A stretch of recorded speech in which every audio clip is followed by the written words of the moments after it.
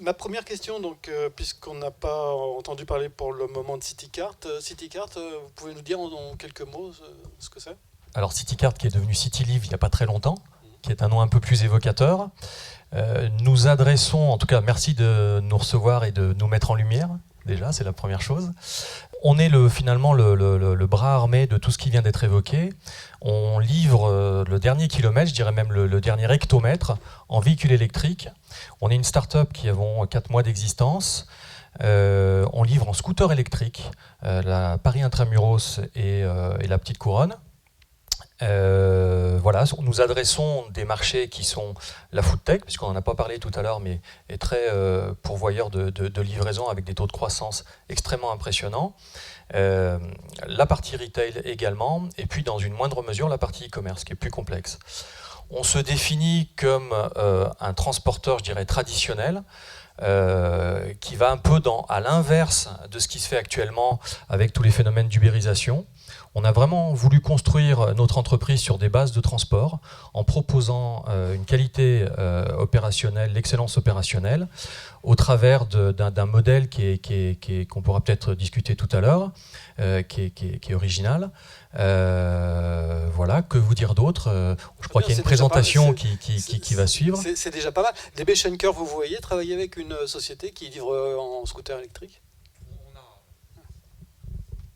Oui, absolument, absolument. Enfin, pour une partie de nos flux, je pense que ça a été dit à plusieurs reprises. La complexité de la livraison urbaine, on l'illustre. On a du fret palettisé, on a des petits colis, etc. Et on est, on va dire, généraliste à ce niveau. Donc, effectivement, il faut que nous, on soit en capacité de pouvoir segmenter et couvrir des territoires larges.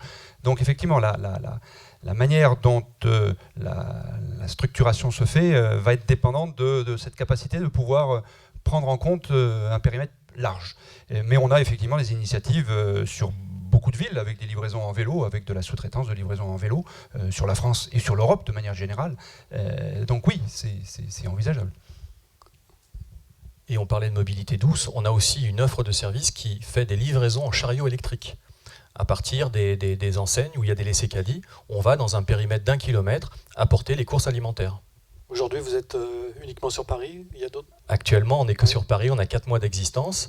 Évidemment, la volonté, si le modèle se confirme, c'est d'étendre la structure dans d'autres villes qui ont des besoins identiques. Mais Paris reste quand même quelque chose d'assez privilégié et qui est assez différente des autres métropoles françaises. Alors, on a parlé tout à l'heure aussi des bases de données, enfin du renseignement, des data, très important pour pouvoir gérer, optimiser les livraisons en ville. Est-ce que vous pouvez nous en dire un petit peu plus, et peut-être Jérôme aussi, sur l'importance, et puis bien sûr Stéphane qui interviendra tout à l'heure, sur la nécessité de collecter des informations le plus précisément possible pour pouvoir, je dirais, livrer au plus juste vos clients? Oui, je pense qu'il y a un gros travail de fait en la matière.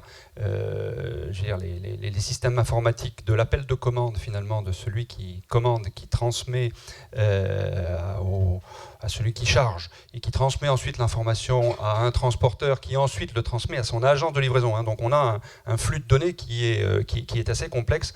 On a énormément amélioré les données, et je mesure l'écart finalement quand on regarde nos flux internationaux européens ou nos flux internationaux aériens, et quand on voit l'écart de la performance des données quand elles arrivent de Hong Kong ou même de Suède, ou quand elles arrivent de Montauban. Je pense que là, on mesure effectivement ce qu'on a pu faire avec toutes les normalisations qui ont été faites. Néanmoins, on a encore beaucoup à gagner en la matière. On a besoin de remontées d'informations, de traçabilité vers les donneurs d'ordre et les clients des donneurs d'ordre. Et puis, on a toute une notion de dématérialisation de tout ça qui est encore et qu'on déploie.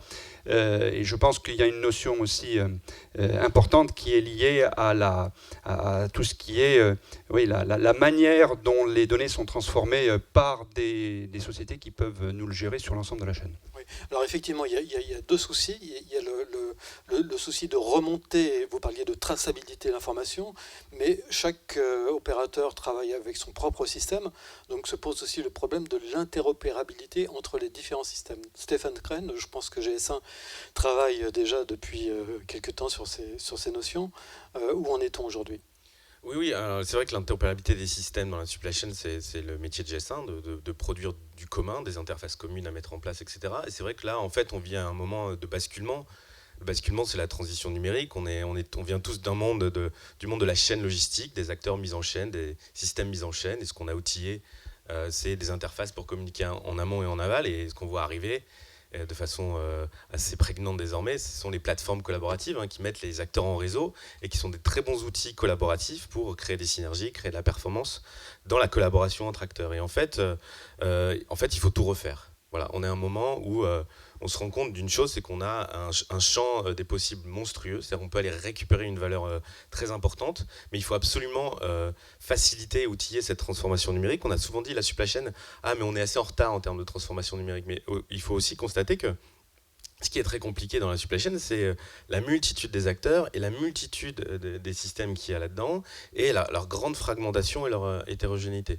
Et donc il faut qu'on trouve, là où c'est nécessaire, des mécanismes très universels à mettre en lien entre les acteurs et les plateformes, etc., de façon à avoir des choses qui sont fluides. Et en termes de data, et si on essaye de se raccrocher au sujet de la logistique urbaine, il y a une chose qui se joue, qui est assez importante ce mois-ci, parce que tous les pays européens vont voter à travers leurs instances de normalisation finalement la création d'un identifiant universel du colis. En fait, une des grands freins, c'est bête à dire, mais c'est que toutes les étiquettes colis sur le marché, elles sont toutes privatives en quelque sorte, elles sont toutes propriétaires, et donc on a un mal fou à faire passer des colis d'un réseau à l'autre. Donc si on veut demain utiliser des échangeurs à colis, il faut que tout le monde soit capable d'interpréter, de reconnaître les différents colis et les singulariser. Donc il faut cette étiquette colis qui va rester avec évidemment du propriétaire. On ne va pas enlever les étiquettes des uns et des autres, mais on va rajouter une surcouche que tout le monde sera capable d'interpréter de façon correcte. Et donc ça se joue là dans les semaines à venir, on est très optimiste. Donc on aura un identifiant colis. C'est l'émergence d'un nouveau standard, quoi, en fait. Oui, enfin, c'est ce qu'on a sur la palette. On a le fameux SCCC sur la palette, et en fait, on recrée ça au niveau du colis, là où historiquement le marché était beaucoup plus fragmenté.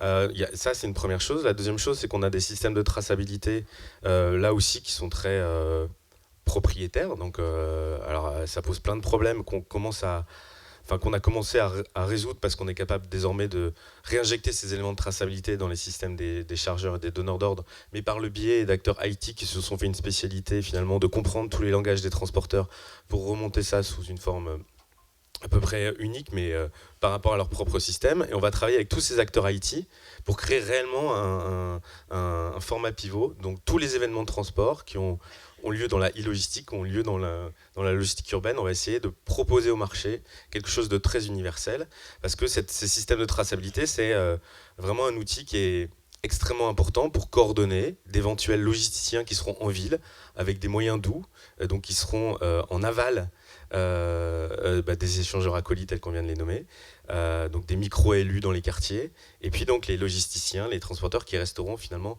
en amont de ces ELU. Donc on a besoin de coordonner finalement ces deux populations d'acteurs à travers des systèmes de traçabilité universels. Et puis il y a le troisième sujet autour de l'ID des acteurs, donc identifier les lieux. Il faut qu'on arrive à trouver un moyen d'identifier les lieux de façon commune à tous. Donc nous, on va vers la mise en place d'une infrastructure numérique qui permettra finalement d'exposer un code unique pour chaque lieu logistique, que ce soit des plateformes logistiques, que ce soit des consignes en ville ou des micro-élus en ville, etc.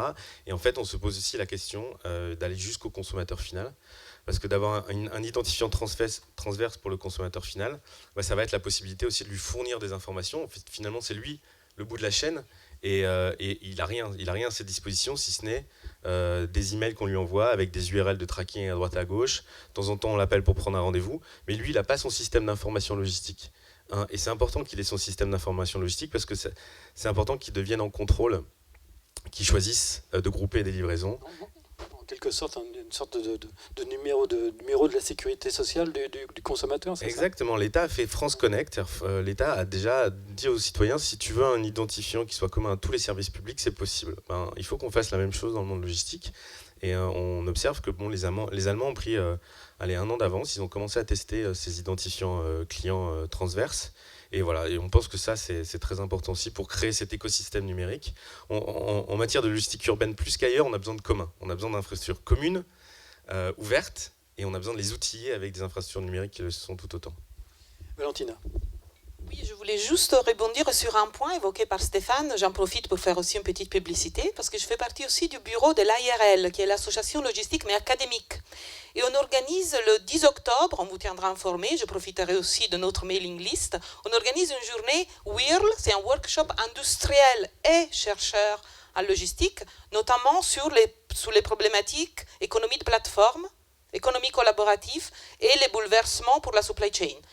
D'une part, comment la supply chain s'empare de cette économie de plateforme, mais aussi tout ce qui est la problématique de livraison urbaine, ubérisation de la logistique urbaine, avec aussi, bien sûr, les retombées économiques sociales, il ne faut pas l'oublier, l'aspect social et environnemental. Donc vous êtes déjà d'emblée invités à participer à cette journée le 10 octobre dans les locaux, non pas de SCP Europe, mais Neoma Business School. Vous voyez, on fait de la compétition à fond. Merci Jérôme. Non, juste, je voulais rebondir sur deux sujets. Moi, il me semble d'abord qu'il y a un standard dans le dernier kilomètre qui est en train d'apparaître, de se développer beaucoup plus qu'on le pense. C'est le modèle des applications. C'est-à-dire, quelque part, le consommateur, qui soit aujourd'hui particulier et demain entreprise, voudra en permanence, comme Uber, suivre son camion, pouvoir communiquer avec le chauffeur, pouvoir donc savoir où est sa marchandise, pouvoir être informé en temps réel. Donc là, vraiment, on a une transformation grâce, je vais dire, à Uber ou Amazon Prime Now ou d'autres modèles qui permettent de suivre ce qui se passe. Donc je pense que là, on a vraiment un standard jusqu'à la notation de chauffeur. Je pense qu'avec tous les effets pervers qu'on peut imaginer, il est bien évident que c'est le sens de l'histoire. Donc là, ça me semble être extrêmement important. Et donc changer, je pense, un certain nombre de choses sur le fonctionnement même du dernier kilomètre. Et puis, on a également autre chose qui apparaît, c'est la complexité, finalement, des systèmes d'information. On voit que tous les transporteurs, ou un certain nombre, rivalisent avec des systèmes qui s'appellent Predict, Flex Delivery et d'autres, qui permettent aux consommateurs de changer en permanence, finalement, ses priorités. Ça va être de changer le lieu, changer l'heure, changer la date de livraison, et ce qui va complexifier encore un peu plus le vrai CDU, qui est de mettre plusieurs transporteurs concurrents entre eux, une sorte de pooling, c'est ça le vrai CDU, des transporteurs concurrents entre eux dans le même immeuble, parce que chacun va avoir des systèmes qui ne vont pas nécessairement être interconnectés les uns avec les autres. Donc il me semble que ce sont des éléments qui sont assez marquants. Et puis, pour rebondir sur l'avance de l'Allemagne, on a quelque chose de très fort en Allemagne, qui est, je suis désolé, c'est pas DB Schenker, c'est la Deutsche Post, mais qui a mis en place le Postnummer. Donc le Postnummer, c'est les priorités, c'est les choix de chaque particulier qui va permettre de choisir comment il veut recevoir des colis. Est-ce qu'il veut les recevoir chez lui? Est-ce qu'il veut les recevoir dans une consigne, dans un point relais, à son bureau? Donc il enregistre par avance un certain nombre de données qui permettent ensuite aux transporteurs de savoir exactement quelles sont finalement les exigences du consommateur. Ça aussi, c'est quelque chose vers lequel il faudra qu'on aille certainement en France. Et si on pouvait avoir en plus un système multitransporteur, ça serait formidable. Et un mot, tiens, je vais en profiter que j'ai le micro pour dire que l'ASLOG je déborde un tout petit peu, mais je reviens sur tout à l'heure. J'aurais dû en parler tout à l'heure. On m'a fait la remarque, Valérie, je ne sais plus où elle est, m'en a parlé, a lancé une grande enquête auprès des collectivités locales sur leur perception de la logistique urbaine, sur les problèmes auxquels ils sont confrontés, sur les travaux en cours, sur leurs expérimentations, les bonnes pratiques, et donc leur vision et connaissance du sujet. Donc cette enquête est en cours actuellement. Donc s'il y a des représentants de collectivités locales, je les invite à répondre à cette enquête, sur laquelle je crois qu'il y a déjà 20 ou 30 collectivités locales qui ont répondu, si je ne me trompe pas. Voilà. Oui, alors justement, Éric Petit, vous avez créé Écologie Logistique, donc c'est une société qui accompagne les entreprises dans leur démarche environnementale, mais qui fait également du lobbying un petit peu auprès des élus. Et là, quand je dis élus, ce n'est pas les espaces logistiques urbains, mais bien le monde politique.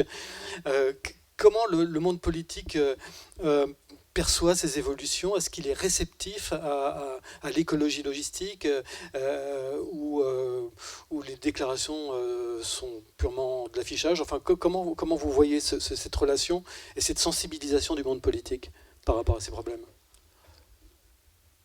Alors il faut que je me présente un peu plus, parce que avant de créer Écologie Logistique. J'ai été sur les dépôts, j'ai eu des budgets de transport de plusieurs dizaines de millions d'euros, j'ai eu des équipes de plusieurs centaines de personnes, j'ai designé plusieurs modèles de distribution. Donc vous me voyez avec une cravate, mais en fait j'étais en jean pendant 12 ans. Voilà, donc je viens du terrain. Il y a vraiment l'enjeu de l'académie, c'est de vulgariser la logistique, partir de l'opérationnel, vulgariser, le rendre clair et d'aller faire du lobbying.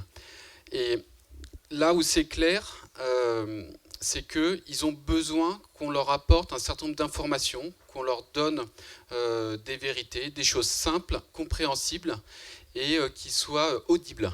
Voilà, donc comment on fait ? Il ne faut pas tricher. Donc on a dit c'est des euros 3. Donc je sais que je vais avoir quelques mails après en disant tu ne devrais pas sortir ces chiffres-là. Malheureusement c'est vrai, donc je les sors. Mais en étant vrai, en vulgarisant et en créant des cartes, des concepts, ils écoutent, ça les intéresse. Voilà, il y a une vraie demande, un vrai besoin. J'en veux pour preuve que quand j'ai commencé il y a 3 ans, j'ai réussi à obtenir 14 députés co-signataires à des amendements que je proposais sur la transition énergétique, alors que j'avais jamais fait ça et que je suis ni le cousin de Madame Hidalgo ni le neveu de Juppé. Il nous reste disons une grosse dizaine de minutes. Est-ce que vous avez des questions aux intervenants? Alors je vois une première main qui se lève. Je lui tends le micro de ce pas. Bonjour, Jean-Luc Jarin, JAGL Conseil, et j'ai eu l'honneur d'être un des pionniers de la livraison du camion électrique en Europe. Le modèle qu'on a développé il y a 10 ans maintenant avec Doré est aujourd'hui copié dans beaucoup de grandes villes européennes.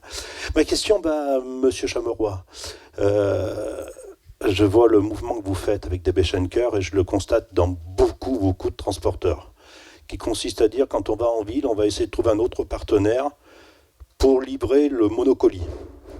Est-ce qu'en fait, tout ça, c'est tout simplement parce que c'est pas rentable ? Oui, effectivement, hein, la réponse est avec les moyens qu'on a aujourd'hui, c'est-à-dire la typologie de véhicules qu'on a dans les villes, le coût du stop pour ce petit colis n'est pas rentable. Oui, il faut le dire, c'est très clair. Effectivement, il faut qu'il y ait des organisations qui soient montées autour de ça pour pouvoir livrer ces petits colis et qu'on arrive à un seuil qui correspond au coût de production. Donc partenariat effectivement sur certaines villes, mais après des montages en propre dans d'autres villes, hein, avec des solutions, avec des vélos principalement, hein, pour notre part. On a aussi des solutions à pied dans d'autres pays. En Suède, on a mis en place des livraisons à pied. En France, des solutions vélo. Mais c'est vrai que la question du coût, il n'y a pas de secret, le transport logistique, la marge est extrêmement faible. Et quand on peut effectivement se rendre plus productif sur un tronçon de notre exploitation, effectivement, on va essayer de trouver ces partenariats. Donc oui, on est effectivement en recherche de partenariats sur cette partie-là, qui est une partie croissante pour tout le monde, et on fait pas, et on est dans la même mouvance que la plupart des autres transporteurs ou commissionnaires de transport. D'autres questions ? Juste si je peux compléter, par rapport à notre modèle à nous de CityLive, et justement on ne s'inscrit pas dans l'uberisation, on n'est pas sur un modèle de course à course où tout un tas d'intermédiaires se rémunèrent sur la course, on est vraiment la vocation d'être une vraie entreprise de transport en internalisant nos collaborateurs, du livreur jusqu'à l'encadrement. On a 40 personnels actuellement, on a autant de scooters électriques. Pour l'instant, je parlais de scooters électriques, mais on est parti sur la mobilité électrique, voire mobilité douce, comme je le disais tout à l'heure, avec nos chariots électriques, les CityCart, les fameux noms à l'origine. Notre modèle économique n'est pas une rémunération à la course. On met à disposition un scooter et son livreur au niveau mise à disposition horaire. Et on travaille avec le donneur d'ordre à augmenter la productivité. Et là, la plateforme Internet, l'informatique, devient un support pour piloter la performance et pour augmenter la productivité. Voilà. Donc c'est un modèle différent de ce qui existe et ce qui est en vogue actuellement. On essaye de rentrer, et on est en train de rentrer dans la food tech avec ce modèle-là. Donc ça veut dire que ce modèle à la place contribue au fait que, on offre aussi un service de livraison électrique. Oui, là, voilà, c'est le petit CityCart qui est le petit chariot électrique que l'on souhaite promouvoir auprès du marché qu'on appelle la grosserie. Philippe Payen, Tekablou, on est dans la mesure, dans la simulation de plans d'action et dans le suivi de ces plans d'action plutôt orientés chargeurs. Ma question est plus pour Jérôme ou Éric Petit. Donc un peu en termes de lobbying, on constate vous nous avez bien montré ce matin la diversité des contraintes, hein, la congestion, encombrement, le bruit, la pollution, le CO2. Et en face de ça, des initiatives qui partent dans tous les sens de la part des collectivités. Comment est-ce qu'on peut faire pour que ces énergies ne soient pas que liées à des effets de mode, liées à des enjeux médiatiques, mais un peu plus centrées sur du rationnel et des décisions, ce que vous avez commencé à nous exposer avec DB Schenker. Comment aller plus loin dans ce domaine-là, canaliser les énergies des élus. Je vais essayer de répondre, c'est un vaste sujet. Déjà, on a une hétérogénéité dans la connaissance du sujet dans les différentes villes. On va avoir un certain nombre de grandes villes où on va avoir quelques personnes qui vont bien comprendre quand le sujet de la logistique urbaine, elle se compte souvent dans les villes sur les doigts d'une main. Donc on a déjà toute une phase d'explication, finalement, que la solution, c'est pas nécessairement de mettre des petits véhicules électriques partout, même si on serait heureux qu'il y en ait. Mais c'est pas la solution unique. Donc on voit que déjà ça, il faut l'expliquer. Dire bah oui, mais s'il faut 3, 4, 5 fois plus de véhicules pour faire la même chose, ça va pas marcher. Donc quelque part, il y a une phase, je pense, d'explication. Hein. Et puis ensuite, il y a une phase de travail en commun. Hein. C'est pour ça moi j'adhère complètement au modèle de charte, on l'appelle comme on veut, mais en fait ce sont des groupes de travail en commun où on va mettre autour de la table les collectivités locales, les professionnels du transport, parce qu'ils sont les premiers concernés, évidemment, c'est eux qui livrent. Et peut-être d'ailleurs, si j'écoute bien, il faudra mettre les sous-traitants d'ailleurs, parce que eux, on les oublie souvent, c'est vrai. Hein, et ils sont également directement impliqués.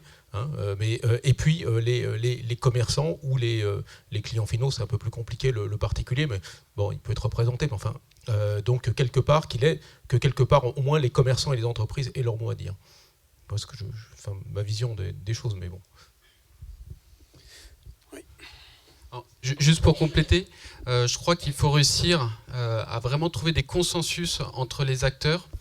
J'ai des députés qui m'ont dit que le mardi matin, tous les mois, arrivait un certain nombre d'entreprises et qui poussaient des actions, qui poussaient des messages qui étaient contradictoires les uns avec les autres. Et ce qui devient complètement inaudible et inapplicable pour le législateur. Donc en effet, ça peut passer par des chartes, ça peut passer par des travails en commun, mais il y a un besoin en fait de casser les lobbies. Excusez-moi, je vais compléter aussi une donnée qui peut être intéressante. L'être humain a tendance à voir l'évolution de manière linéaire. 1 plus 1 plus 1, etc. C'est une courbe linéaire. Tandis qu'on est devant, à mon avis, une courbe qui est plutôt exponentielle. Le changement, en ce moment, est exponentiel. Et on est dans cette phase où la courbe linéaire va encore plus vite que la courbe exponentielle. Donc on est dans cette partie de flottement entre les deux, avant d'avoir décollé. Et c'est pour ça qu'on se cherche globalement, tous. Et c'est pour ça que le travail en commun est extrêmement important pour gérer le moment où ça va décoller. Et le parallèle, c'est les smartphones. On avait des smartphones avant que les applis arrivent. On se demandait ce qu'on allait faire avec ces téléphones hyper sophistiqués. Et maintenant, on ne se pose plus la question. Déjà, je voulais répondre à la première question du modèle B2C, est-il économiquement viable ou pas? D'abord, moi, je n'ai pas la réponse. Alors, je suis Christophe Duvernois, je travaille chez Geodis, et en charge de la distribution urbaine et du RSE. Mais je répondrai exactement comme le monsieur, j'ai oublié votre nom, mais Chemeroy. Donc, effectivement, c'est le modèle business qui compte. Je pense que nous, on a des modèles business assez proches de DB Schenker en termes organisationnels. Quand on met un colis dans un 12 tonnes, bah, effectivement, sa livraison n'est pas rentable. C'est simplement le modèle économique qui n'est pas adapté, à la livraison du B2C. Donc voilà. Donc, et effectivement, on cherche à trouver des partenariats ou à des accords ou à des visions différentes, ou soi-même à se créer des propres organisations internes pour pouvoir pallier à cette augmentation de volume. Moi, je voulais parler un peu aussi à Jérôme du CDU. Alors, avec DB Schenker, on a essayé de faire un CDU. Malheureusement, nos directions, il y a 2 ans, n'étaient pas encore mûres à la coopération, puisqu'on a essayé de répondre en commun sur un appel à manifestation d'intérêt qui était Grenoble. Voilà, donc malheureusement, je crois que nos directions respectives n'étaient pas encore matures à vouloir mutualiser deux compétiteurs qui sont généralement assez en frontal. Donc voilà. Donc, mais je pense que ça avance. Voilà, mais je voulais aussi également parler de l'expérience du CDU et je voulais que peut-être Jérôme fasse une intervention de City Logistique, puisqu'il a été mis en avant pendant 3 ans ou 4 ans et malheureusement on s'aperçoit qu'à Lyon il a déposé les armes, certainement pour des raisons économiques. Donc je voulais que Jérôme nous dise un peu s'il a un peu plus d'informations sur cette partie-là ou comment il voit malheureusement cet échec qui est un échec. Voilà. Déjà, ce que je voudrais dire, c'est que, ce qui est un peu d'ailleurs d'un côté rassurant, c'est que les bonnes initiatives de logistique urbaine viennent souvent du privé. Donc on a eu City Logistics, on a CityLive par exemple, ce sont finalement des entrepreneurs privés qui prennent des bonnes initiatives et ils n'ont rien demandé à personne. Ils ont simplement cru en un modèle, et on sait que le modèle de City Logistics, c'est le modèle du CDU, donc multi-transporteur, même s'il a été soutenu à Lyon par des collectivités, c'est un projet privé. Il s'est en effet, donc pour moi, arrêté. Alors je sais qu'il y a eu quelques difficultés internes, mais ça c'est une chose. D'après ce que j'ai compris, mais je ne vais pas parler en leur nom, j'en sais rien. Je sais que quelque part le modèle économique au bout ne marche pas pour une simple raison, c'est que si on veut des vraies mutualisations multitransporteurs, des vrais CDU, il faut aussi qu'il y ait une réglementation qui soit extrêmement contraignante derrière et qui soit incitative pour ces solutions. Or, aucune ville aujourd'hui n'est prête à prendre ces mesures, notamment quand on voit la problématique du commerce de centre-ville dont je parlais. Et on voit plutôt qu'on a d'ailleurs un effet inverse dans de très très nombreuses villes qui réouvrent la mobilité aux voitures quand même. Alors que pendant des années, on a fermé la ville aux voitures. On voit de très très nombreuses villes, notamment des villes moyennes, alors ce n'est pas le cas de Lyon, mais qui réouvrent la ville aux voitures pour faciliter l'accès au commerce de centre-ville en disant c'est la solution miracle pour que les commerces de centre-ville vivent encore. J'en suis pas sûr, mais c'est la réalité qu'on voit aujourd'hui. Donc il y a une très longue liste de livres de villes qui sont dans ce cas-là. Ça reste une très belle opération. Donc ça reste une très belle réussite, sauf que économiquement au bout, on constate que au bout effectivement l'actionnaire principal voulait plus boucher les trous, c'est tout. Il faut dire la réalité des choses. Donc c'est la réalité. Donc la question qui se pose, c'est comment on peut en faire un modèle rentable. Donc il faut peut-être aller voir du côté de outre-Manche, peut-être. Regardez, il y a des CDU rentables en Angleterre, il y en a en Hollande. Il faut poser la question. En Allemagne, ils ne l'ont pas été, ils ont tous fermé, donc il y en avait une vingtaine. En Italie, il y en a encore 2 ou 3 qui restent, qui sont soutenus à bout de bras par des subventions.